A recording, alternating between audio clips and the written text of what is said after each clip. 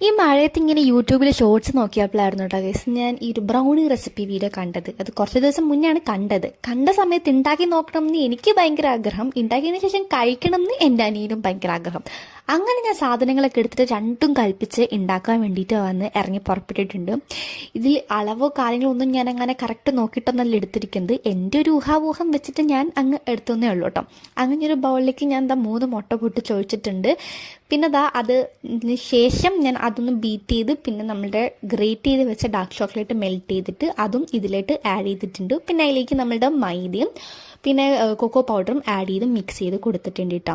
ഇത് ശരിയായില്ലെങ്കിലും ഈ വീഡിയോ ഞാൻ അപ്ലോഡ് ചെയ്യുന്നത് രണ്ടും കൽപ്പിച്ചിട്ട് തന്നെയായിരുന്നു ഞാൻ ഇറങ്ങി പുറപ്പെട്ടിട്ടുണ്ടായിരുന്നത്. എടുത്ത മൈദയുടെ അളവ് കുറച്ച് കൂടുതലായതുകൊണ്ടാണോ എന്ന് അറിയില്ല, ബാറ്റർ തിക്കായിട്ടുണ്ടായിരുന്നു. പിന്നെ കുറച്ച് പാലൊക്കെ വെച്ച് അഡ്ജസ്റ്റ് ചെയ്ത് പ്രീ ഹീറ്റ് ചെയ്ത് ഓവനിൽ വെച്ച് അങ്ങ് ബേക്ക് ചെയ്തെടുത്തു.